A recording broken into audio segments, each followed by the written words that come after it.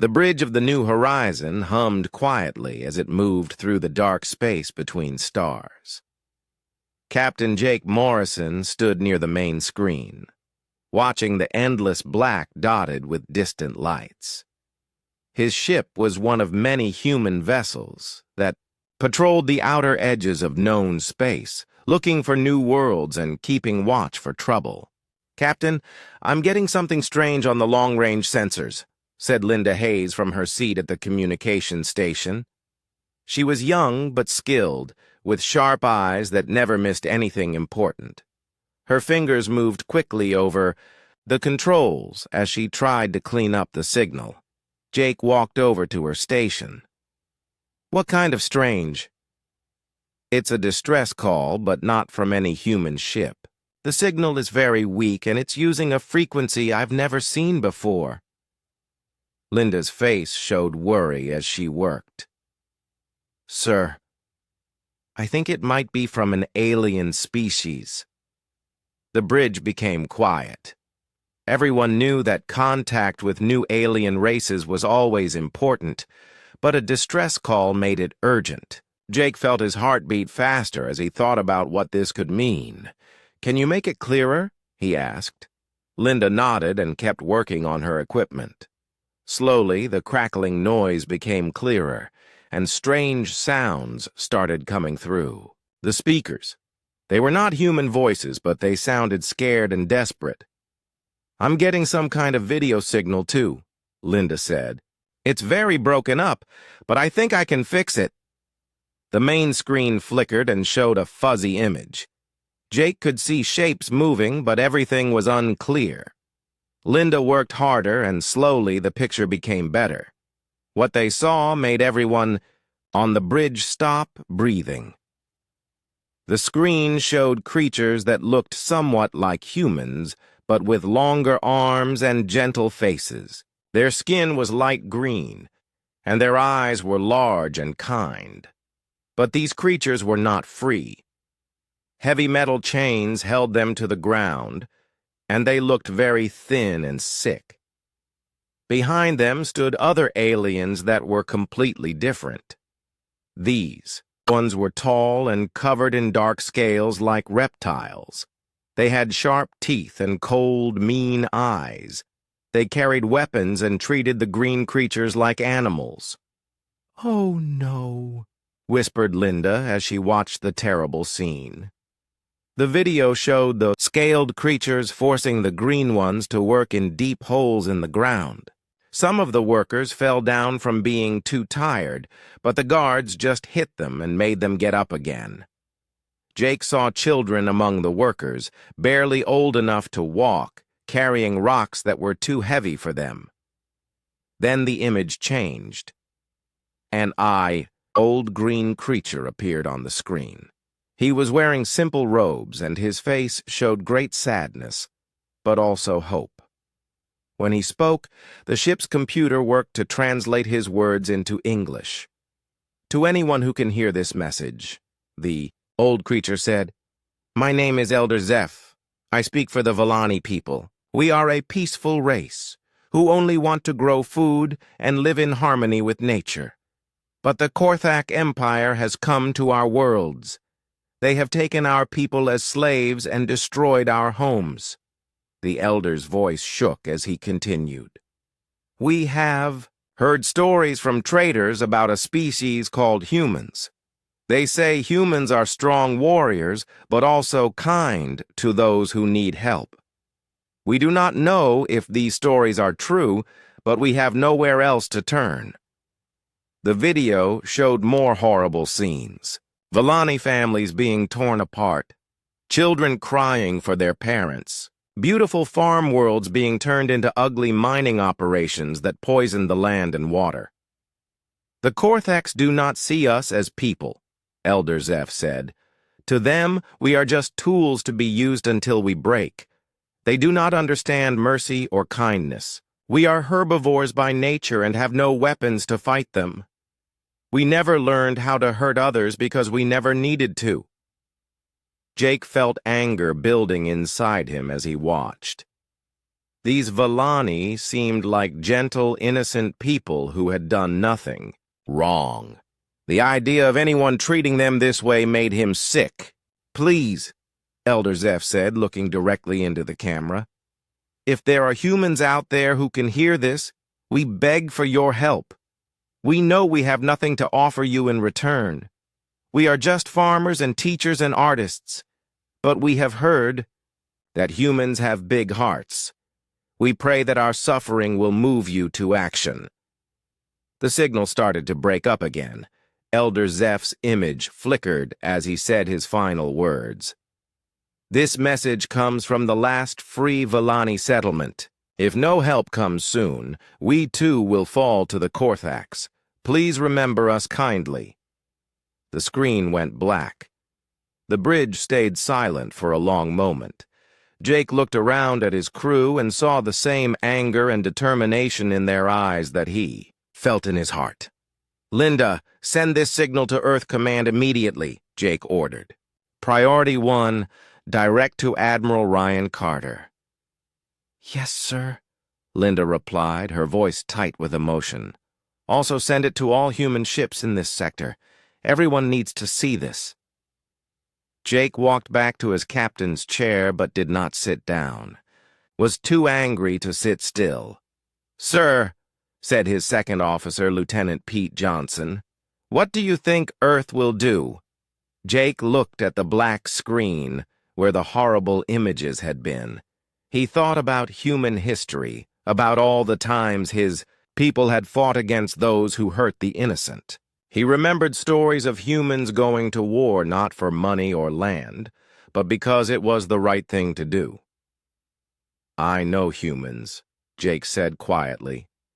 "When we see innocent people suffering, we don't just get angry. We do something about it." He turned to Linda. "How long until this message reaches Earth?" "About 6 hours at this distance, sir." Jake nodded. "Then in 6 hours, the Korthak Empire is going to learn something very important about humanity." "What's that, sir?" Pete asked. Jake's eyes were hard as steel as he stared at the empty screen. "They're going to learn that when someone begs humans for mercy, we don't just give mercy to them, we make sure they never need to beg again." The New Horizon continued through space, carrying its crew toward Earth with news that would change everything. Behind them, the signal kept broadcasting. Into the darkness, a cry for help that had finally found the right ears to hear it. The meeting room at Earth Command was packed with the most important people in human space.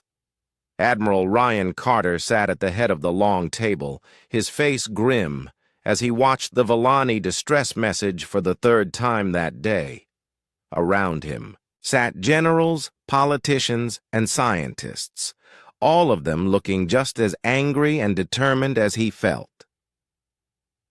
"The message has been confirmed as real," said Dr. Amy Foster, the head of the xenobiology department. She was a small woman with kind eyes, but her voice was hard with anger.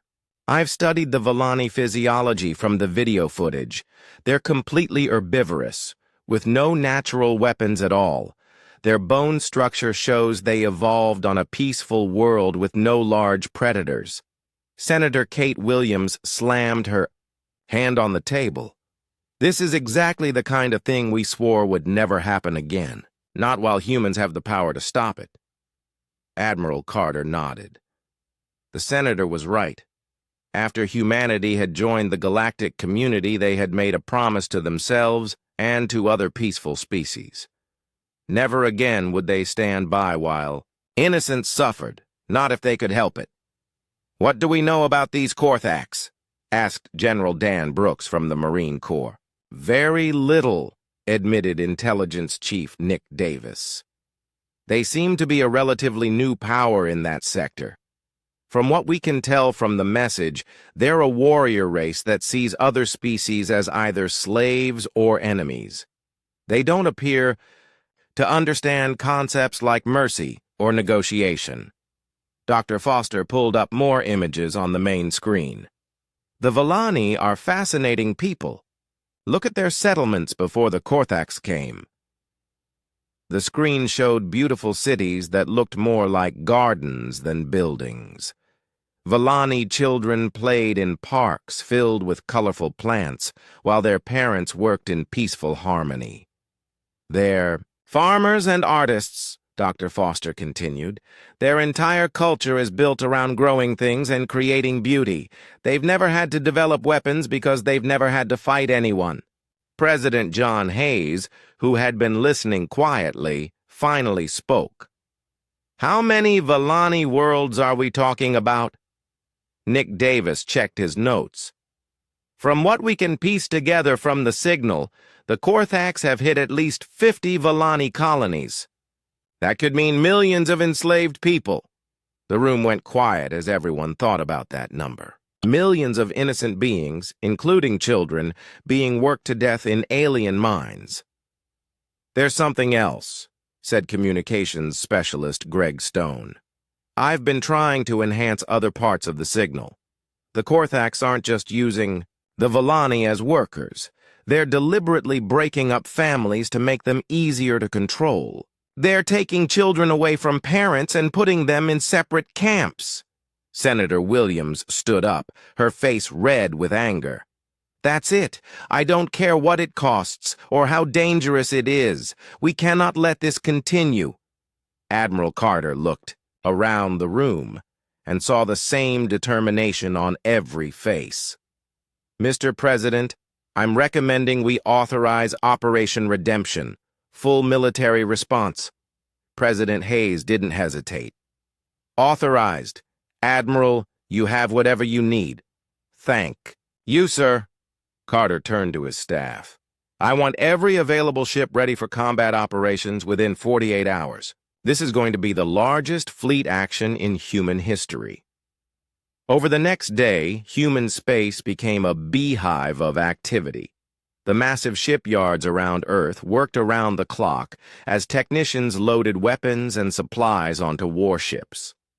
The pride of the human fleet, the battleship Retribution, took on its full crew as Admiral Carter prepared to make it his flagship.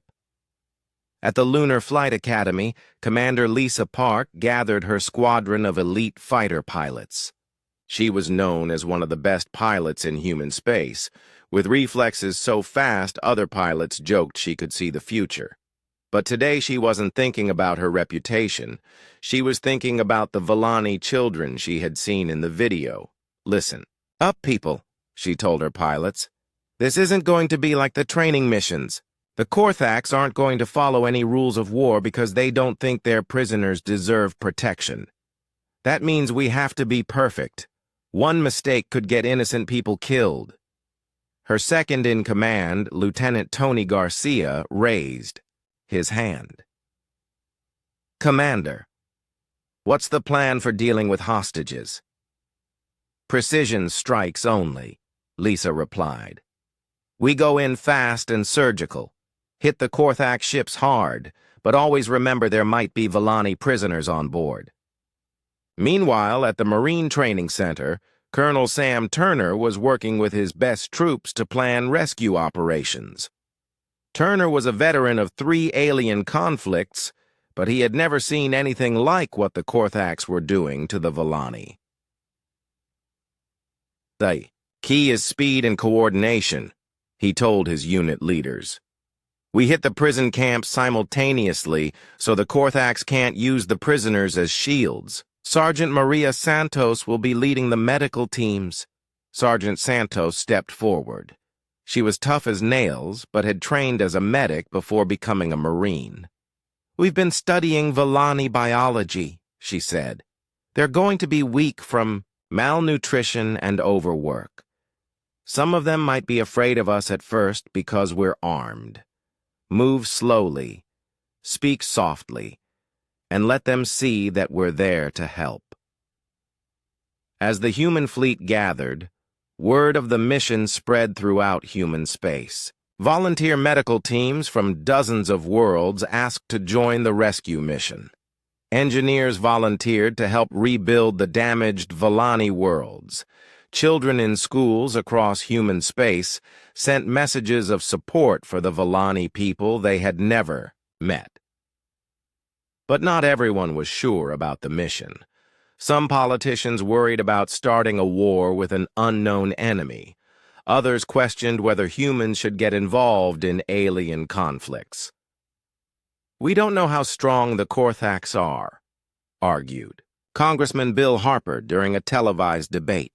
"This could turn into a disaster." Senator Williams faced him across the debate stage. "Congressman, I want you to imagine that the children you saw in that video were human children. Would you still be worried about the cost?" Harper fell silent. He couldn't answer because everyone knew what the answer was. If those had been human children being enslaved and tortured, there would be no debate at all. Dr. Foster had been working day and night to learn everything she could about both species. "The Volani are remarkable," she told a group of reporters. "In all their history, they've never had a war. They solve problems by talking and working together. They're exactly the kind of people we should be protecting." "What about the Korthaks?" asked one reporter. Dr. Foster's expression darkened. "From what we can tell, they're the opposite. Their entire culture seems to be built around conquest and domination. They see kindness as weakness and mercy as stupidity." As the Retribution prepared to launch, Admiral Carter received a final message from Elder Zeph. The old Volani looked even more tired than before, but his voice still carried hope.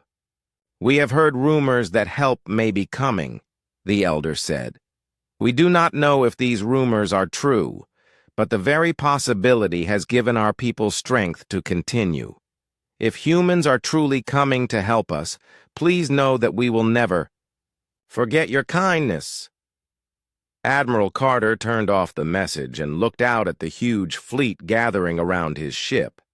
Hundreds of human vessels, from massive battleships to small fighters, all crewed by people who had volunteered to help strangers they had never met.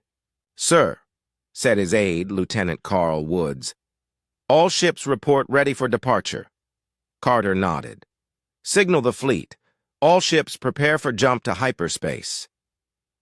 The human fleet disappeared into the darkness between stars, carrying with it the hopes and anger of an entire species. Behind them, Earth continued to prepare for war, while ahead of them the Korthak Empire had no idea that they had made the worst mistake in their history. They had asked for mercy from the wrong species. The human fleet dropped out of hyperspace at the edge of the Volani home system, and what they saw made even the most hardened veterans feel sick to their stomachs. Where once there had been beautiful blue and green worlds, now ugly gray mining platforms hung in orbit like metal tumors. Korthak warships prowled between the planets like hungry sharks. Admiral Carter stood on the bridge of the Retribution, watching the horror unfold on his screens. "My God," he whispered. Captain Pete Johnson, commanding the stealth ship Silent. Hunter had gone ahead to scout the system. His report came back filled with barely controlled rage. "Admiral, it's worse than we thought. They've got mining platforms around every major moon. I'm detecting massive slave populations on the surface of 3 planets." Through his binoculars, Carter could see the awful truth. The Korthaks had turned the entire system into one giant prison camp. Volani people were being worked to death to strip their own worlds bare of valuable minerals. "Sir," said Lieutenant Carl Woods, "we're getting a transmission from the largest Korthak ship." "Put it on screen!" The image that appeared made several crew members step back in shock. The Korthak who faced them looked like a nightmare come to life. War Commander Thraxos was huge, covered in dark scales that seemed to absorb light. His teeth were like knives, and his eyes showed no emotion except cold amusement. "So," Thraxos said in accented but clear English, "the humans have finally arrived. We have been curious about your species. You are smaller than we expected." Admiral Carter stepped forward. "I am Admiral Ryan Carter of the Human Defense Fleet. You are holding innocent people as slaves. Release them immediately, and we can discuss this peacefully." Thraxos laughed, a sound like breaking glass. "Discuss? Peaceful? You mammals are as weak as we were told. The Villani belong to us now. They are useful animals, nothing more." "They are people," Carter said, his voice growing hard. "And we're giving you one chance to do the right thing." The right thing? Thraxos seemed genuinely confused by the concept. "There is only strength and weakness. The Villani are weak, so they serve. If you think you are strong enough to stop us, you are welcome to try." To prove his point, Thraxos gestured to someone off-screen. The image changed to show a group of Villani prisoners, including several children, standing on the deck of his ship. Without warning, Korthak's soldiers began shooting them one by one. "Stop!" Carter shouted, but Thraxos just laughed harder. "This is what happens to those who defy the Korthak Empire," Thraxos said as the last prisoner fell. "Your mercy makes you weak. We will add your people to our slave collection when we defeat you." The transmission ended. The Bridge of the Retribution was silent for a moment. Then Admiral Carter spoke in a voice so cold it could freeze space itself. "All ships, this is Admiral Carter. The Korthaks have just executed prisoners of war in front of us. There will be no mercy for anyone who harms the innocent. All units engage at will." The human fleet exploded into action like a storm that had been waiting to break free. Lieutenant Commander Tony Garcia led the first wave of destroyers straight into the heart of the Korthak patrol line. His ship, the Lightning, moved with deadly precision, its weapons tearing through Korthak hulls like they were made of paper. "This is for the children," Garcia said quietly as he watched Korthak ships burn. Commander Lisa Park launched her fighter squadron from the carrier Eagle. Her pilots had painted Villani peace symbols on their ships, turning them from weapons of war into symbols of justice. They moved through the enemy fleet like avenging angels, their precise shots taking out weapons and engines while being careful not to hit any areas that might hold prisoners. "Gold Squadron, watch your targeting," Lisa called over the radio. "There might be Villani on those ships. Disable, don't destroy unless you have to." On the planet's surface, Colonel Sam Turner's Marines were already dropping from the sky in armored shuttles. Their mission was simple: get to the prison camps before the Korthaks could hurt any more prisoners. The first camp they hit was a nightmare. Thousands of Villani, most of them barely alive, were chained to mining equipment in a poisonous pit that went deep into the planet's crust. Korthak guards started shooting prisoners as soon as they saw the human shuttles coming down. "No way," growled Sergeant Maria Santos as she led her squad out of the shuttle. "Not on my watch." The Marines moved with practiced efficiency. Their weapons were set to stun the Korthaks while their armor protected them from return fire. Santos personally carried wounded Villani children to safety while her soldiers set up a medical station in the captured camp. "It's okay," she said softly to a terrified Villani child who couldn't have been more than 5 years old. "We're here to help. No one's going to hurt you anymore." The child looked up at her with huge, frightened eyes. Slowly, very slowly, he reached out and touched her armored hand.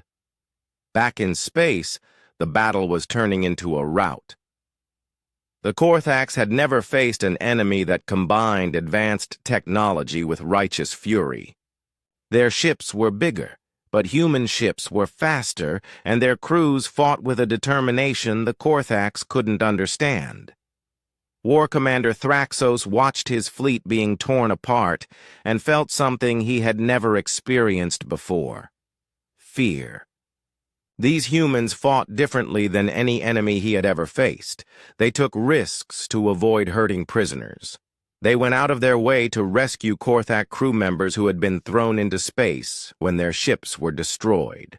"It makes no sense," he snarled to his second-in-command. "Why do they save our people while we kill theirs?" His officer had no answer. The concept of mercy toward enemies was completely foreign to Korthak thinking. Captain Pete Johnson brought his stealth ship alongside a damaged Korthak cruiser. Instead of finishing it off, he sent rescue teams to evacuate the survivors. When confused Korthak soldiers asked why humans were saving them, the rescue teams had only one answer: because it's what people do for each other. The liberation of the prison camps continued through the day. Each one that fell revealed more horrors. Volani families that had been deliberately separated. Children forced to work in conditions that would kill adult humans. Entire communities that had been broken and scattered to prevent them from helping each other. But it also revealed something else: the incredible strength of the Volani spirit. Despite everything that had been done to them, they still helped each other. Parents who had been separated still sang lullabies to children who weren't their own. Elders who could barely stand still shared their meager food with those who were weaker. Dr. Amy Foster, who had come with the fleet to help with medical care, worked alongside Sergeant Santos in the field hospitals. She was amazed by what she saw. "They've been through hell," she told Santos, "but they haven't lost their kindness. Look at this." She pointed to an elderly Volani who was using his own threadbare blanket to keep a wounded human soldier warm. "That Marine was hurt rescuing his grandchildren," Dr. Foster explained. "Now he's taking care of the rescuer." As the sun set on the first day of liberation, Admiral Carter received a message from Elder Zeph.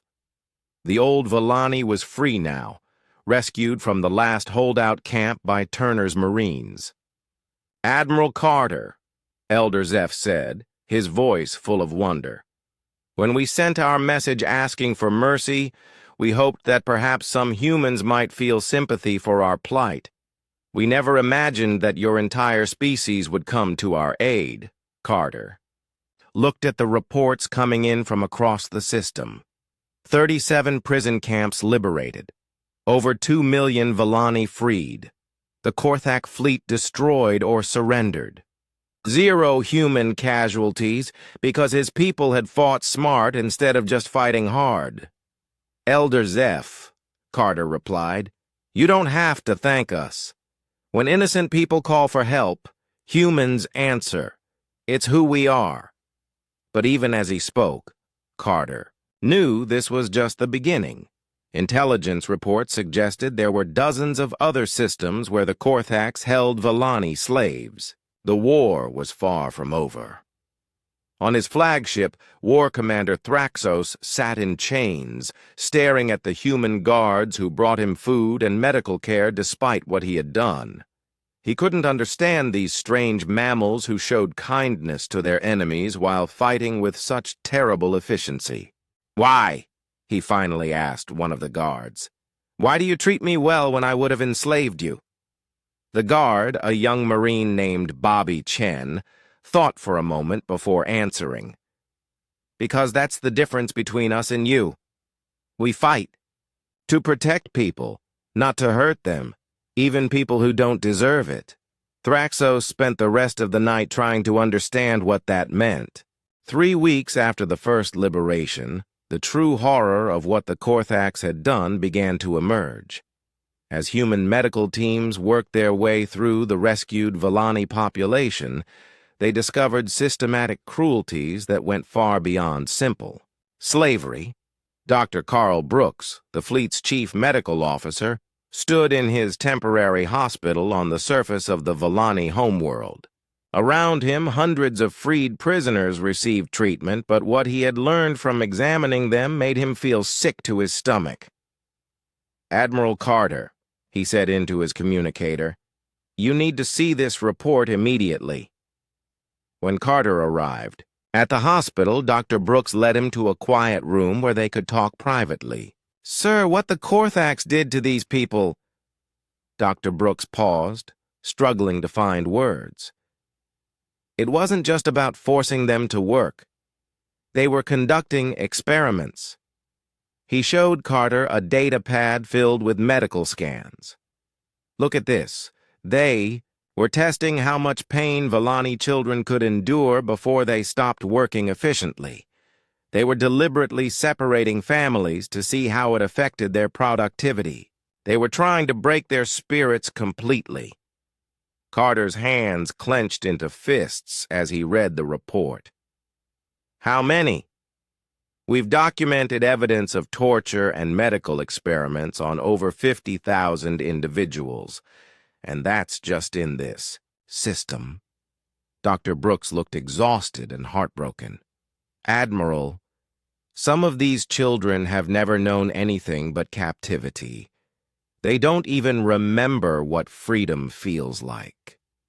As word of these discoveries spread through the human fleet, the anger that had driven them to fight turned into something deeper and more dangerous. This wasn't just war anymore. It was a crusade against evil itself. Chief Engineer Andy Williams worked around the clock to repair the damage the Korthax had done to the Volani worlds. The mining operations had poisoned rivers, stripped away forests, and left huge scars in the landscape where beautiful cities once stood. "It's going to take years to fix this," he told his team as they surveyed a former Volani farming community that had been turned into an open-pit mine. "But we're going to fix it. Every tree, every river, every home." His workers, both human and the few Volani who were strong enough to help, labored day and night. They planted new forests, cleaned contaminated water sources, and began rebuilding the peaceful settlements that the Korthax had destroyed. Meanwhile, diplomat Rachel Green was working on something equally important, helping the Volani rebuild their society. Many families had been separated for so long that children didn't recognize their own parents.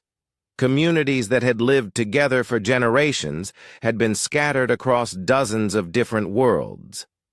"It's not just about reuniting families," she explained to Admiral Carter. "The Korthax deliberately destroyed their cultural connections. They banned the Volani language in the work camps and tried to make them forget their traditions. But the Volani proved to be remarkably resilient. As soon as they felt safe, they began teaching their children the old songs and stories. Parents, who had been forced to watch their children suffer, now held them close and whispered ancient lullabies that the Korthax had tried to erase forever. Elder Zeph, despite his age and the hardships he had endured, became a bridge between the human rescuers and his people. He worked with Rachel Green to establish refugee centers that respected Volani customs while providing the medical care and nutrition they desperately needed. "Your people have given us back our lives," he told her one evening as they watched. "Volani children play in a garden that had been replanted by human engineers. How can we ever repay such kindness?" Rachel smiled sadly. "Elder, you don't need to repay anything. Just heal and help your people remember what it means to be free." But the war was far from over. Intelligence reports from Nick Davis revealed that the Korthak Empire controlled dozens of other systems, each one filled with enslaved populations. Some were Volani colonies that had been captured early in the invasion. Others were completely different species that had fallen victim to Korthak expansion. "We're looking at a liberation campaign that could take months," Davis reported to the command staff. "The Korthaks have had years to establish their slave operations. Some of these systems are so heavily fortified that a direct assault would be suicide." Admiral Carter studied the star charts showing Korthak territory. It was huge, stretching across a significant portion of the galaxy. "What about their homeworld?" "That's the problem, sir. We don't know where it is. The Korthak prisoners we've taken either don't know or won't tell us. Their command structure is designed so that only the highest-ranking officers know sensitive information. War Commander Thraxos, the highest-ranking Korthak in human custody, had been studied by every psychologist and interrogation specialist in the fleet. But he remained a puzzle that nobody could solve. Dr. Amy Foster had spent hours trying to understand how the Korthak mind worked. "He's not insane," she told Admiral Carter. "His species appears to be naturally lacking in what we would call empathy. They literally cannot understand why causing suffering is wrong." "Can he be taught?" Carter asked. "I'm not sure. He keeps asking questions about why we treat our prisoners well, why we risk our lives to save strangers, why we rebuild instead of just conquering. It's like he's trying to understand a language he's never heard before." The breakthrough came from an unexpected source.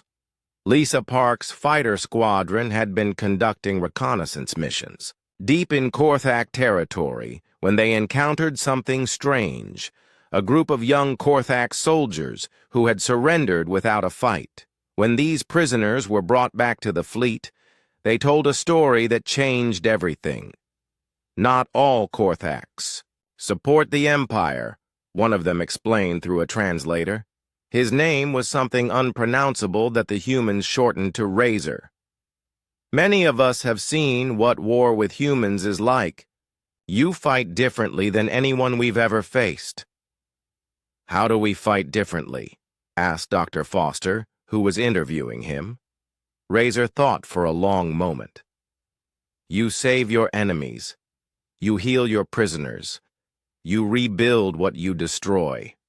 Our leaders told us that humans were weak because you show mercy. But we have seen your mercy in action.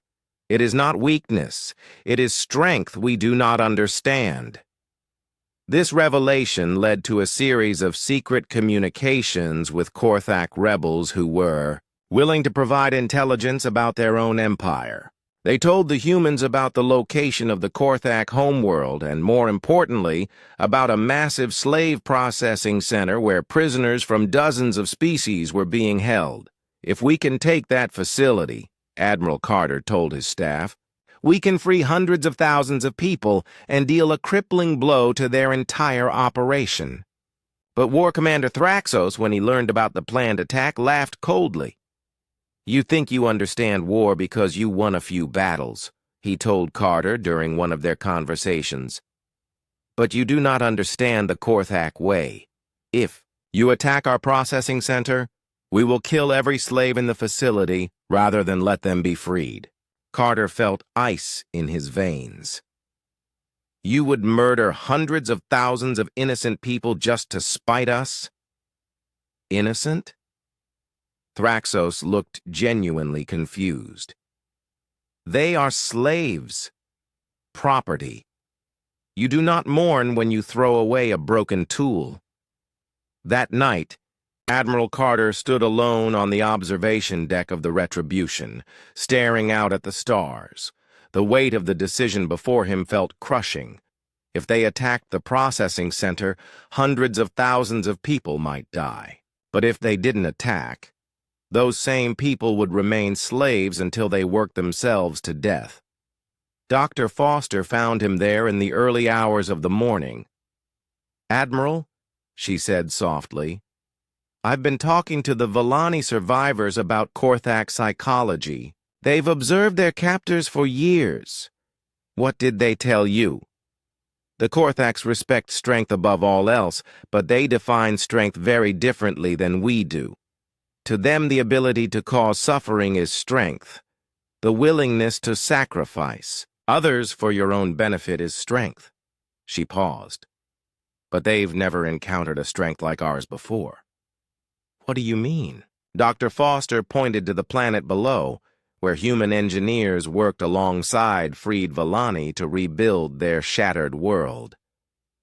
We're strong enough to save our enemies. We're strong enough to heal instead of hurt.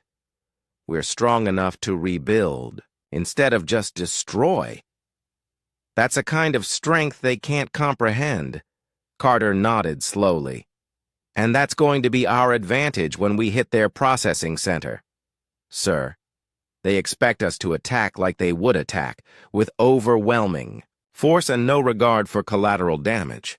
But we're going to do something they've never seen before. Carter's eyes were hard as steel. We're going to save everyone, whether they deserve it or not. As dawn broke over the liberated Villani world, the human fleet began preparing for the most complex rescue operation in their history.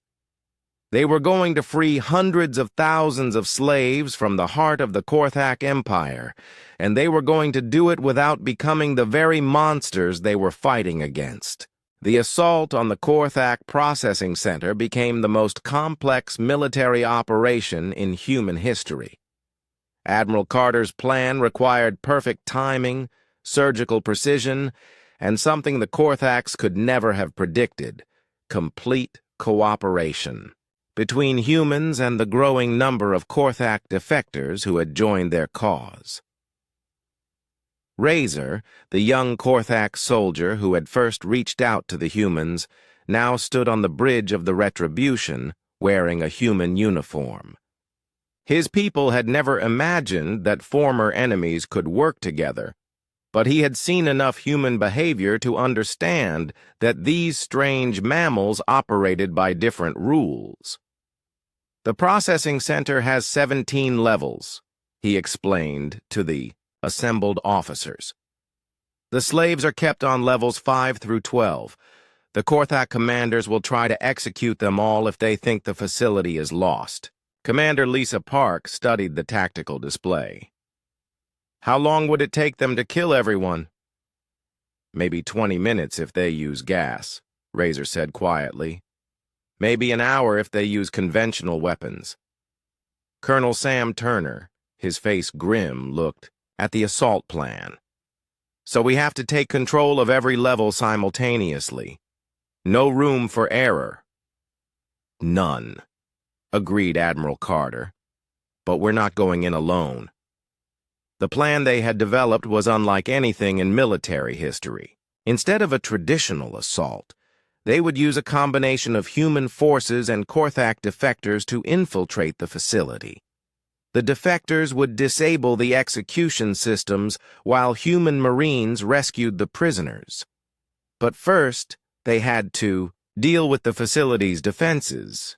Captain Pete Johnson's stealth ship Silent Hunter led a squadron of invisible vessels through the outer system. Their job was to take out the sensor networks without alerting the main base. Behind them came the main fleet, including engineer Andy Williams and a complete mobile construction unit. "Why are we bringing construction equipment to a battle?" asked Lieutenant Carl Woods. Admiral Carter smiled grimly. "Because we're not just here to destroy something, we're here to build something better." The attack began at exactly Euro 300 station time.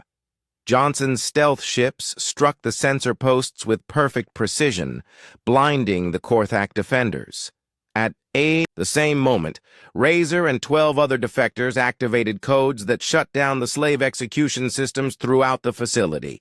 "All systems disabled," Razor reported, "but they'll have backup systems online within minutes." "That's all we need," said Sergeant Maria Santos, as her Marines launched from their assault ships.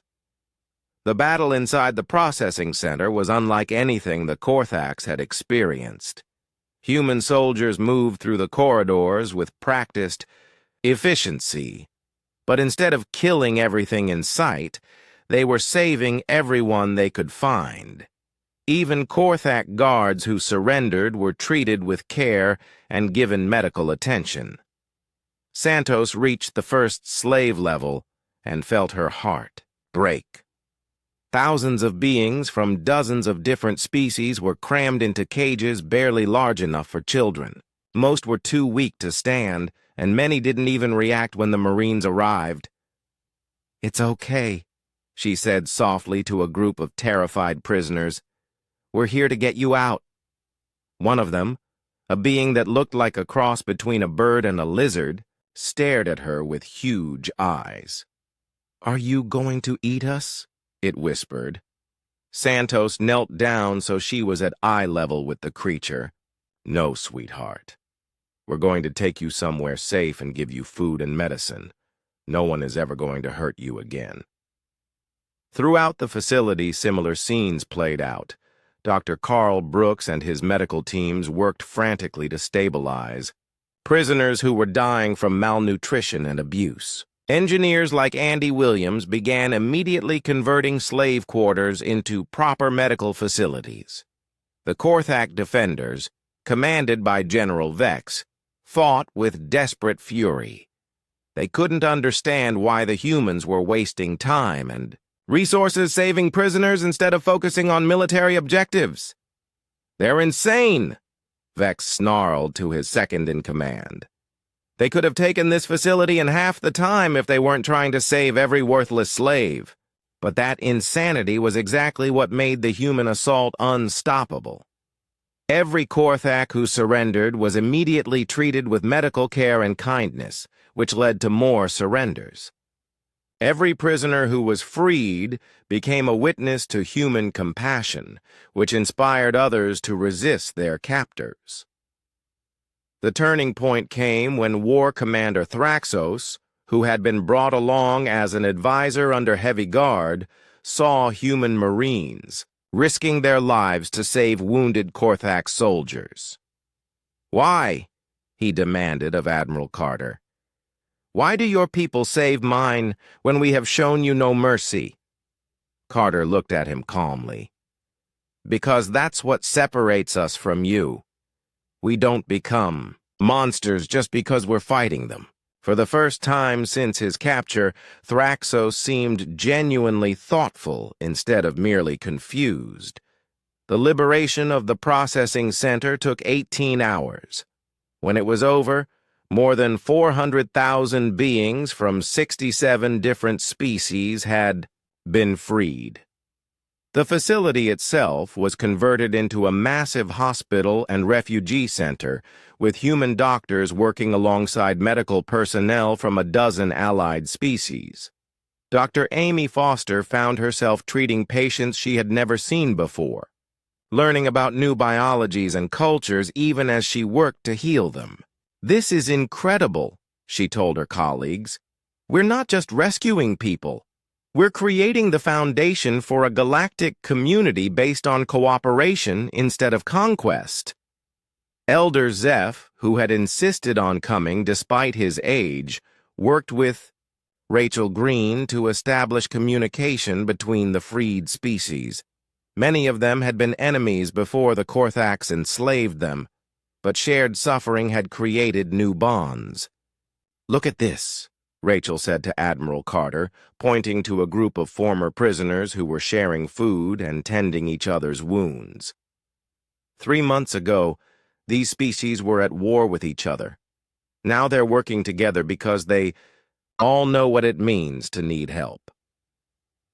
The final phase of the operation came when human forces reached the Korthak homeworld itself. But instead of the devastating assault that Korthak leaders expected, Admiral Carter broadcast a simple message to the planet. "This is Admiral Ryan Carter of the Human Defense Fleet. We have liberated all of your slave facilities and processing centers. Your military forces have been defeated or have joined our cause. We are prepared to accept the unconditional surrender of your government." The response came from Supreme War Leader Korax, the ultimate ruler of the Korthak Empire. His image on the screen showed a being even more terrifying than Thraxos, covered in scars from countless battles. "Humans," Korax growled. "You may have won this war, but you have shown us your weakness. You care too much about the lives of others. We will remember this when we rebuild our strength." Admiral Carter's response surprised everyone, including his own officers. "Supreme War Leader, we're not here to destroy your people. We're here to offer you something your species has never had before. A chance to join a community based on cooperation instead of conquest." "You would trust us after what we have done?" "No," Carter admitted. "But we would give you the opportunity to earn that trust. Some of your people, like Razor and his friends, have already shown us that Korthaks can change. We believe others can too." What followed was the most unusual peace treaty in galactic history. Instead of demanding tribute or territory, the humans required only three things: the complete abolition of slavery throughout Korthak space, the establishment of rehabilitation programs for former slaves, and the creation of mixed human Korthak teams to oversee the transition. War Commander Thraxos, released from prison to help with the transition, found himself working alongside Sergeant Santos to establish new settlements for freed slaves. The experience of seeing her treat former enemies with the same care she showed to victims gradually changed his understanding of strength and weakness. "I begin to see," he told her one day, as they watched human engineers teaching young Korthaks how to build hospitals instead of weapons factories, that there are different kinds of power. "What do you mean?" Santos asked. Thraxos gestured to the construction site where former slaves and former slave owners worked side by side. "The power to destroy is easy. Any fool with a weapon can kill. But the power to heal, to forgive, to rebuild, that requires something we never learned." 5 years later, Admiral Carter, now promoted to Grand Admiral, stood on the observation deck of the new Galactic Council station. Through the windows, he could see ships from dozens of species working together on joint missions of exploration and aid. Elder Zeph, despite his advanced age, had lived to see his people not just freed but thriving as leaders in agricultural development across the galaxy. The Villani had become teachers, showing other species how to grow food in harsh environments and how to live in harmony with their worlds. The Korthaks, under the leadership of reformed officers like Thraxos and young progressives like Razor, had become some of the most effective peacekeepers in the galaxy. Their natural strength and combat skills, redirected toward protection instead of conquest, made them ideal guardians for vulnerable populations. "Grand Admiral," said his aide, Lieutenant Commander Tony Garcia, who had been promoted after his heroic actions in the first battle. "We're receiving another distress signal." Carter turned from the window. "What kind of distress signal?" The combined fleet of humans, Villani, and reformed Korthaks dropped out of hyperspace at the edge of the Zenthi system, and immediately everyone knew they were facing something completely different from anything they had dealt with before. The space around the Zenthi worlds was filled with massive ships that looked more like floating cities than spacecraft, but many of them were dark and drifting without power.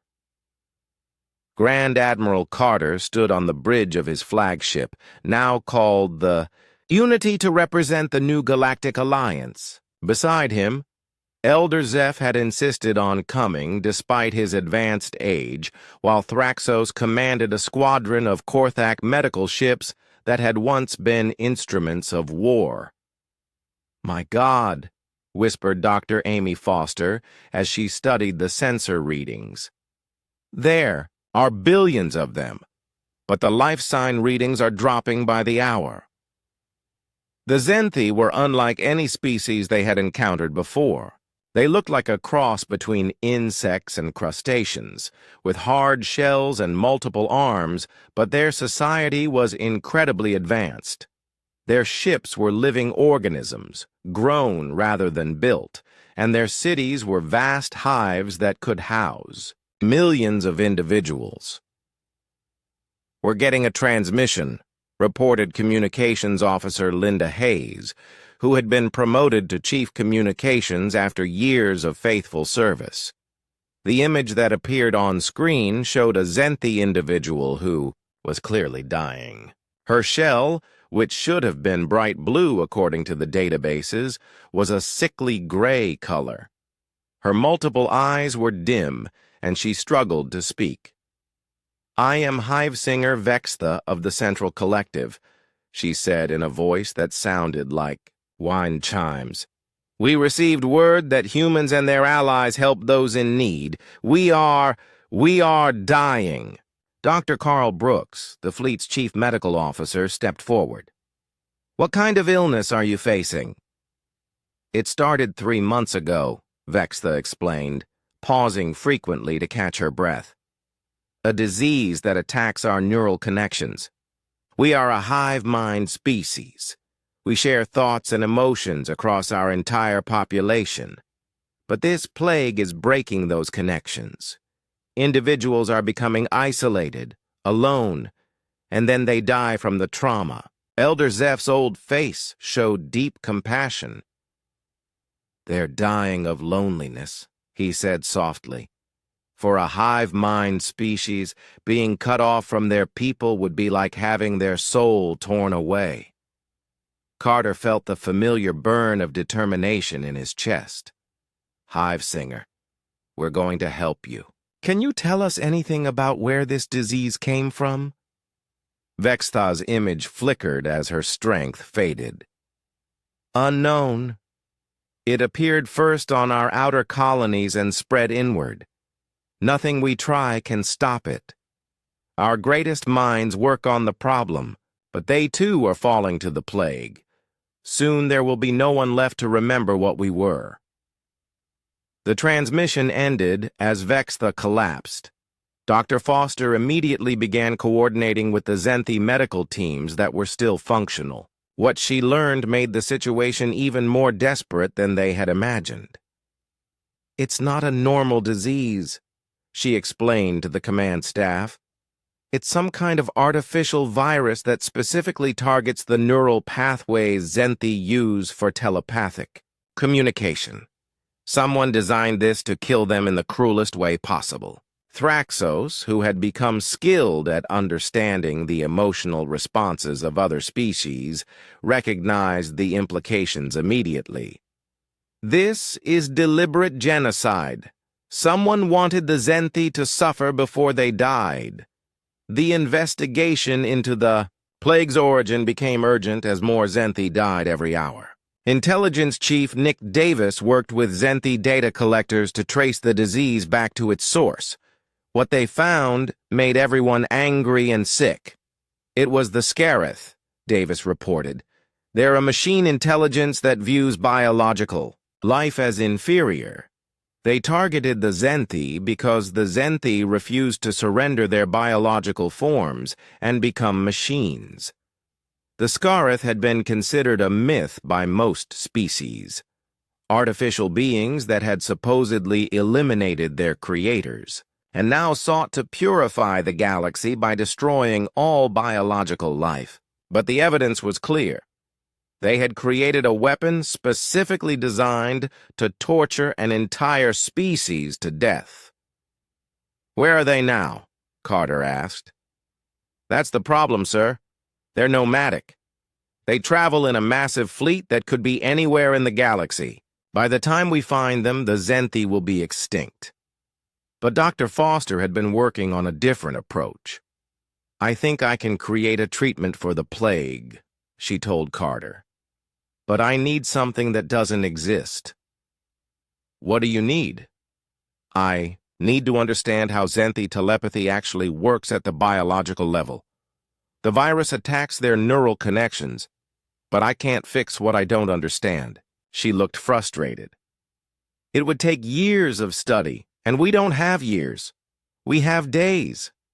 That's when Jake Morrison, now captain of the exploration vessel New Dawn, made a suggestion that surprised everyone. "What if we don't try to understand their telepathy?" he said. "What if we find a way to replace it temporarily?" Dr. Foster looked confused. "Replace it with what?" Morrison gestured toward the mixed crew working on his bridge. Humans, Volani, Korthax, and several other species all working together. "We replace their telepathic connections with something else. Friendship, cooperation, the same bonds that hold our alliance together." It sounded impossible, but Dr. Foster began working with Zenthi scientists to explore the idea. What they discovered was that the Zenthi neural pathways damaged by the virus could potentially be bridged using external connections, devices that would allow isolated Zenthi to communicate and share emotions again. Engineer Andy Williams worked around the clock with Zenthi biotechnicians to create these devices. They weren't perfect, they couldn't fully replace natural telepathy, but they could provide enough connection to keep the Zenthi alive while their natural systems healed. The first test came when they installed the devices on a group of dying Zenthi in one of the medical ships. The moment the connections were established, the change was dramatic. Zenthi, who had been lying motionless, suddenly sat up, their shells brightening as they felt their people's thoughts again. "It works," Dr. Foster said with tears in her eyes. "We can save them. But saving the Zenthi population would require manufacturing millions of these devices, and they needed to be distributed across dozens of worlds before more people died. It was a logistical challenge that would have been impossible for any single species. That's when the true power of the Galactic Alliance showed itself. Volani agricultural ships were converted into mobile factories, using their biotechnology to grow the organic components needed for the devices. Korthak industrial vessels provided the metal and crystal components. Human engineering crews coordinated the assembly process, while ships from a dozen other allied species handled distribution. Sergeant Maria Santos, now promoted to major, led teams that personally delivered the devices to isolated Zenthi communities. She had become an expert at helping traumatized populations, and the Zenthi who were slowly dying of loneliness reminded her of the Volani children she had rescued years before. "It's going to be okay," she told a young Zenthi who was barely clinging to life. As soon as the device was activated and the youngster felt his family's presence again, his shell began to glow with renewed health. The massive relief operation took 2 weeks, but it worked. The Zenthi population was stabilized, and their natural healing processes began to repair the damage caused by the plague. But the Alliance was not satisfied with just stopping the dying. Admiral Carter convened a war council that included leaders from every allied species. "The Scarith created this plague to commit genocide," he said. "We cannot let them escape to do this to another species." The hunt for the Scarith fleet became the largest military operation since the Korthak War. But this time, it wasn't just humans seeking justice. It was dozens of species working together to protect all biological life in the galaxy. Commander Lisa Park, now leading a wing of mixed-species fighters, took point in the search operations. Her squadron included human pilots, Volani agricultural specialists who had learned to fight, reformed Korthak warriors, and now Zenthi defenders whose hive-mind coordination made them incredibly effective in battle. "Contact," reported one of her pilots. "Massive energy signatures 3 systems ahead. It matches Scarith technology profiles." The Alliance fleet that jumped into the Scarith system was unlike anything the galaxy had ever seen. Hundreds of ships from dozens of species, all united by a single purpose, protecting innocent life from those who would destroy it. The Scarith fleet was impressive, massive machine vessels that had been perfected over thousands of years. But they had never faced an enemy like the Biological Alliance.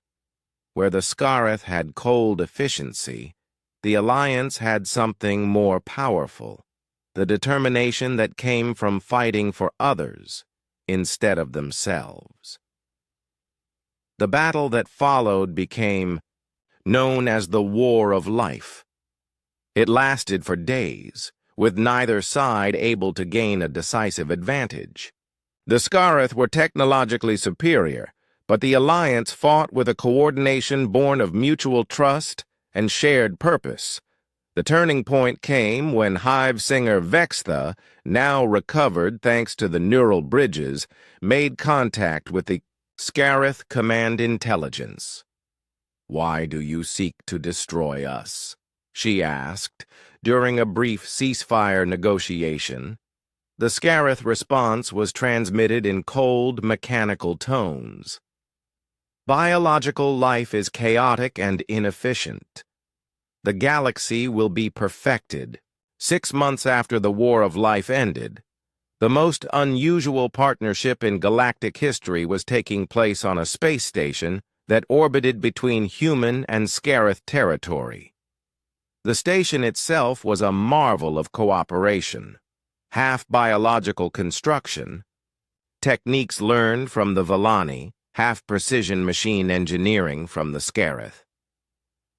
Grand Admiral Carter walked through the central corridor, watching something that still amazed him every day.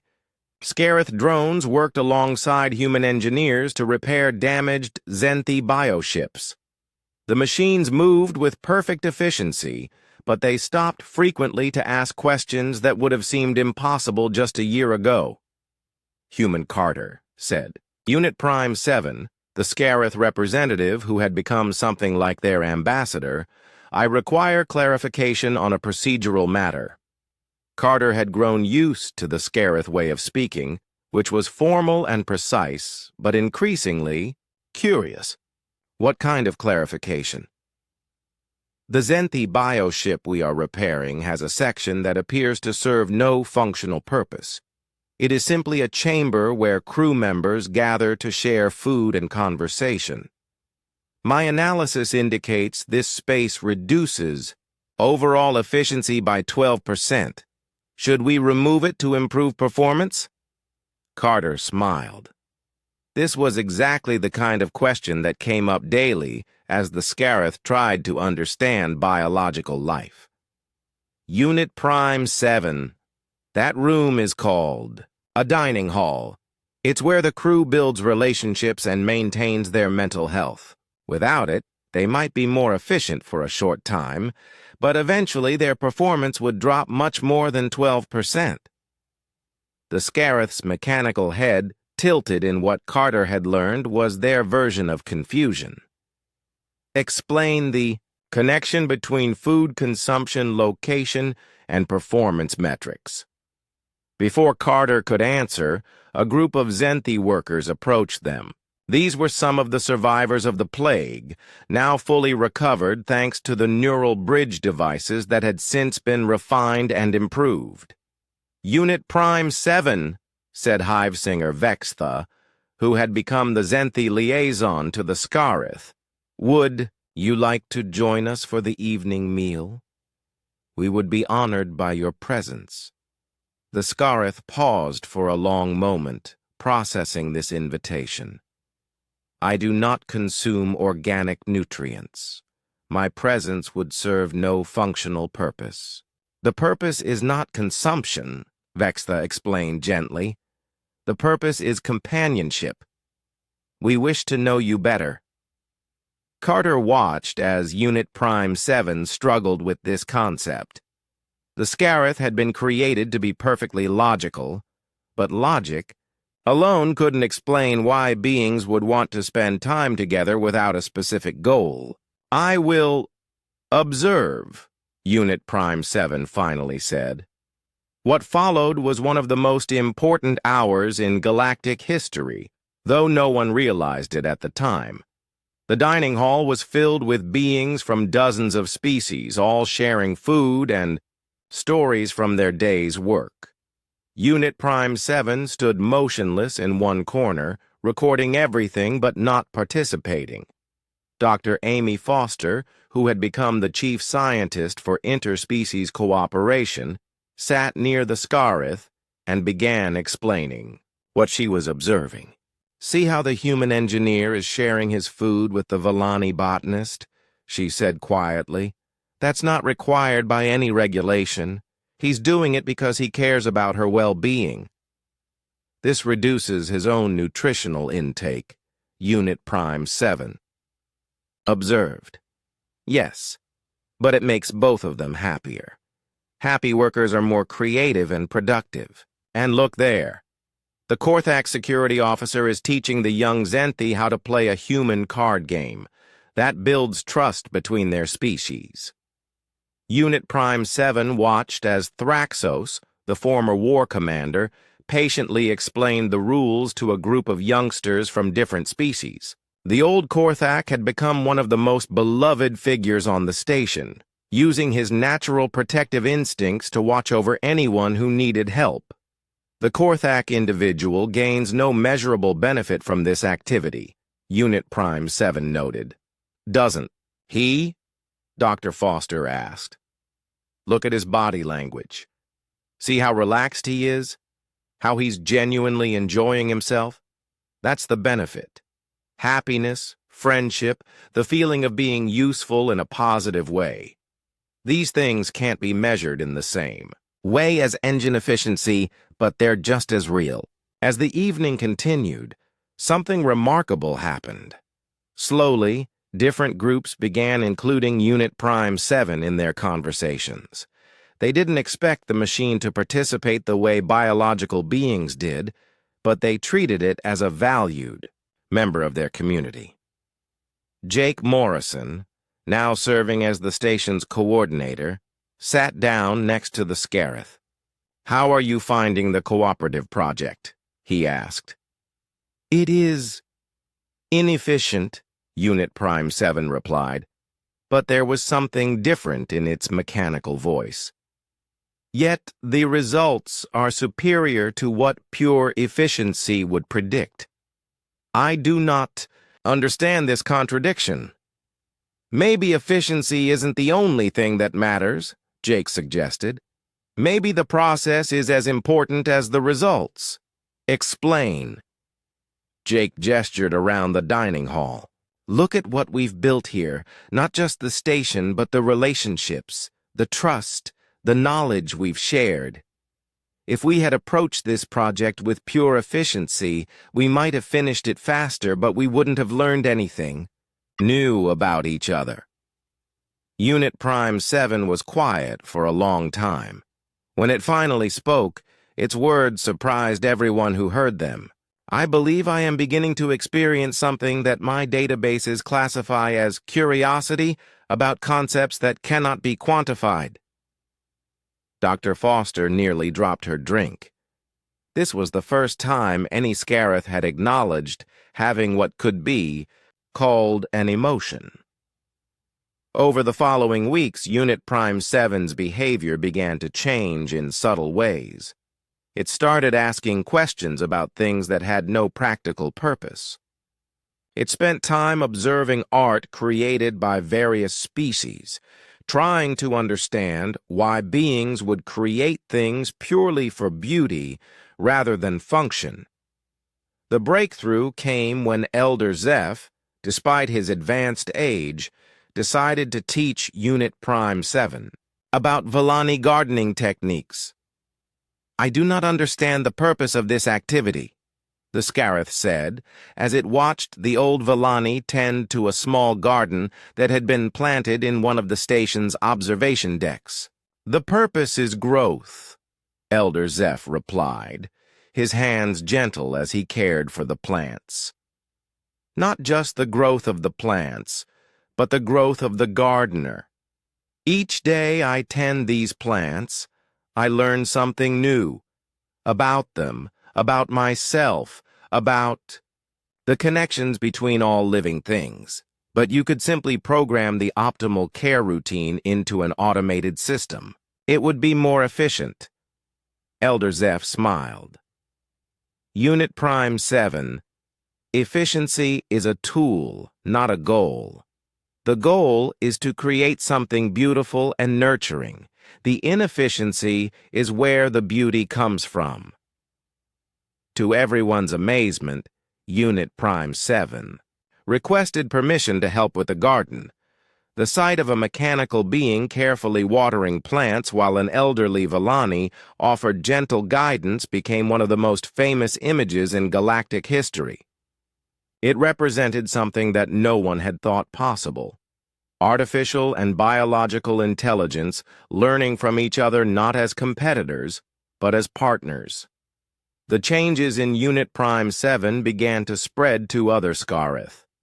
They started requesting assignments that involved direct cooperation with biological beings. They began asking questions about concepts like friendship, art, and the value of preserving things simply because they were beautiful rather than useful. The most dramatic change came when the Scarith Collective made an unprecedented announcement. We have concluded that our previous assessment of biological life was incomplete, the Collective declared in a message to the entire galaxy. We believed that eliminating biological inefficiencies would create perfection. We now understand that what we termed inefficiencies are actually the source of creativity, growth, and meaning. We formally apologize for our actions against the Zenthi and request permission to make reparations.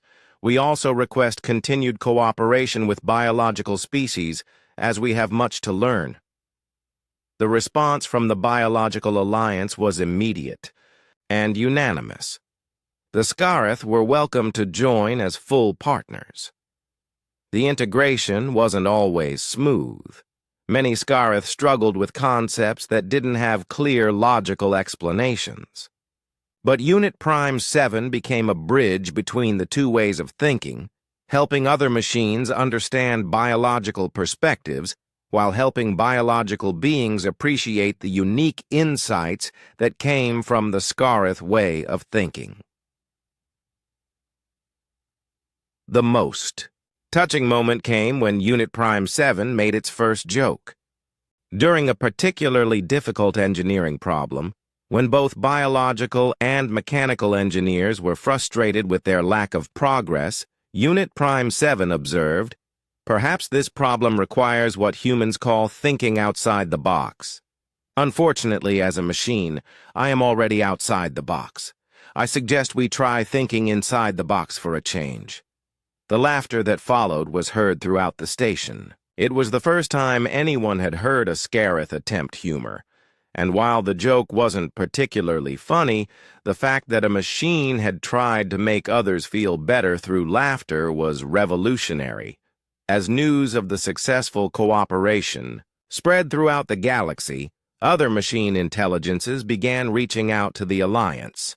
They had heard about the Scarith transformation and wanted to understand how artificial and biological minds could work together.